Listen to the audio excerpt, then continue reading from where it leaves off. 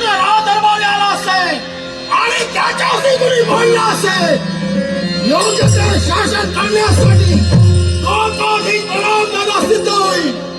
मला वाटतं त्याच्या पावलाचा आवाज येतोय. येऊ दे. श्रीवत्सलांचल हृदयी विराजित श्रीवत्सलांचल श्रीवत्सलांचल हृदयी विराजित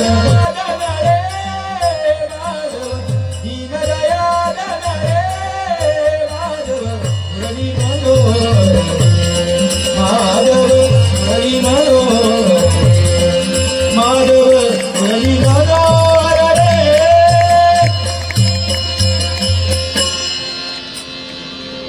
द्वारकेच्या राजप्रसादी आमची पवळवळ 56 कोटी यादवांच्या नजरा आमच्या जवळ एकवटल्या गेल्या.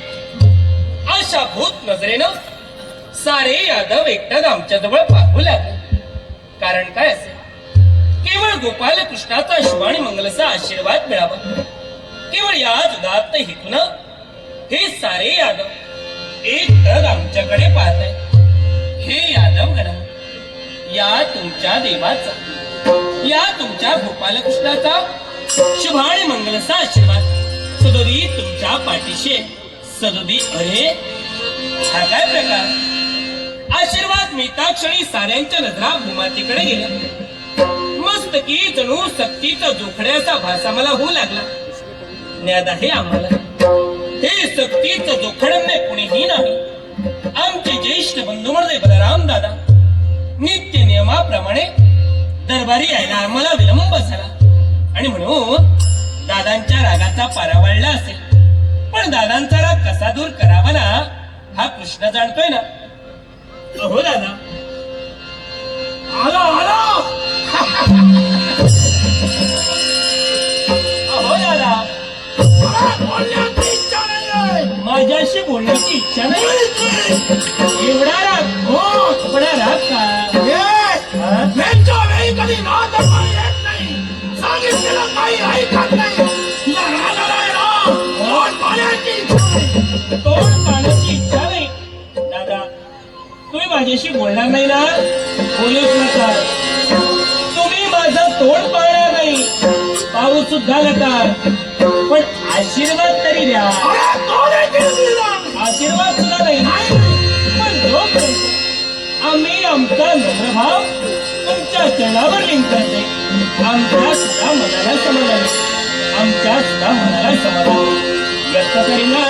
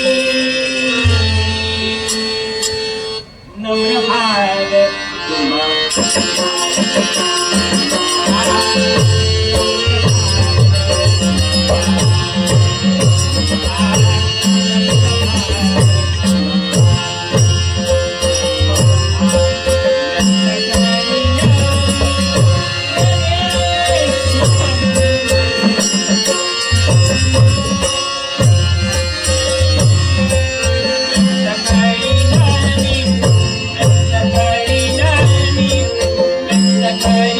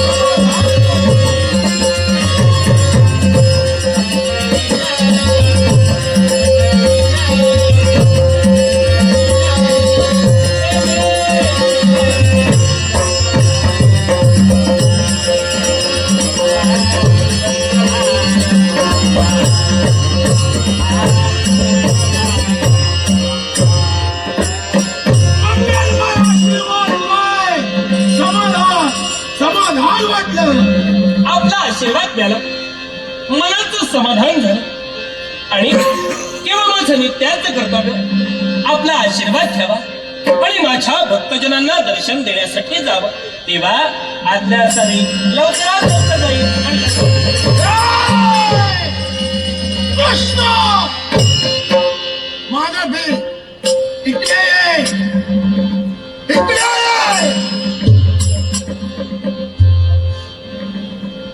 कुठे निघालास भक्तिनींना दर्शन देण्यासाठी ए हा भक्तिनीला दर्शन बंद वंद जबाबदारी आणि ती जबाबदारी कोणती असेल मी आमच्या मनाशी ठरविलाय ही द्वारकेची सर्व राजसूत्र तुझ्या स्वाधीन करणार आणि मी जाणार तो जाणार हो ही सारी द्वारकेची राजसूत्र मी माझ्या हाती घ्यायची हा.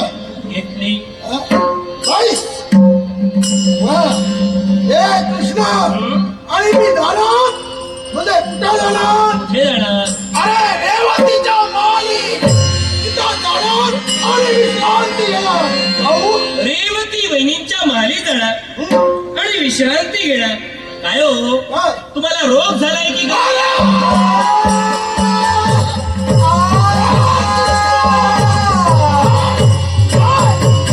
अरे माझ्या नाव महान आहे मी तुला रोगिष्ट वाटतो दादा शारीरिक रोग नाही एखादा मानसिक असेल तर काही बोलू नको अरे तुझा ज्येष्ठ बंधू मी आहे कनिष्ठ बंधू तू आहे मला बोलवण्याकडे काही झालं नाही आहे. नाही, म्हणजे विश्रांती घेण्यासाठी जाताय ना म्हणून म्हटलं अरे या घ्यायला झालेला आहे परिश्रम परिमार्जन करण्यासाठी म्हणून विश्रांतीची फार गरज आहे काही हरकत नाही जाऊ. काही हरकत नाही वारे वा. तोपर्यंत तुम्ही येत नाही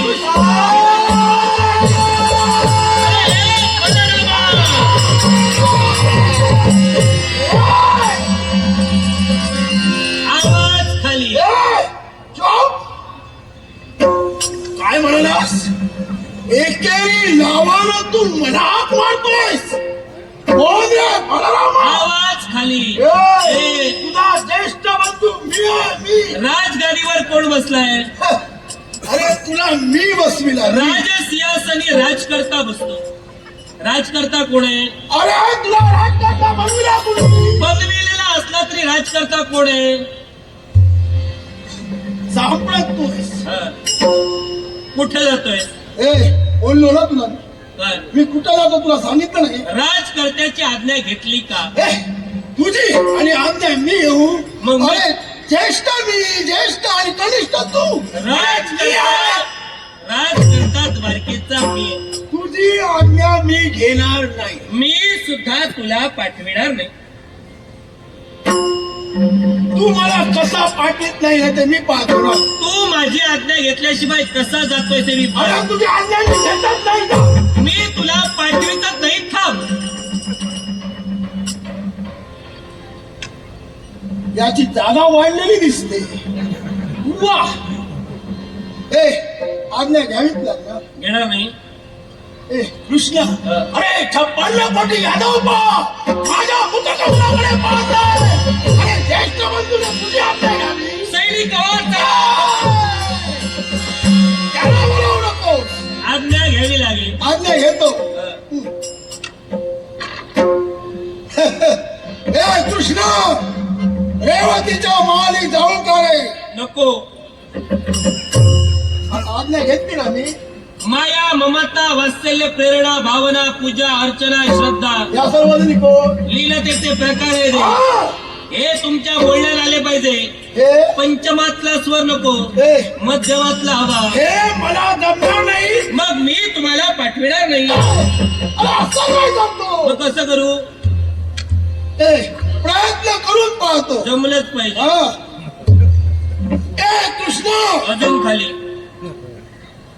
ए कृष्ण अजून खाली ए कृष्ण अजून खाली अरे बसायला सांगतोय आवाज आवाज खाली ए कृष्ण नाही अजून खाली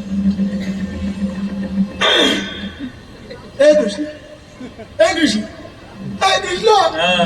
ए रेवतीच्या माली जाऊ का रे गेलंच पाहिजे. अरे गेलाच काय काय आज नको उद्याच जाणार. तुझं नसतंय तसं माझं नाही. माझी एकुलती एक पत्नी रेवती. तुझं तू आज इकडे उद्या तिकडे. तुझं काही सांगता येणार नाही. गावात लागलं गावात लागेल. हो. माझ्या उणीवा कळतंय. ए, कृतयुगातील रेवती द्वापार युगात आणण्यासाठी काय केलं सांगू. ते काही बोलू नको. कृष्ण जाऊ. दादा, मी तुम्हाला आज्ञा देणारा कोण आहे. तुम्ही माझे ज्येष्ठ आहात.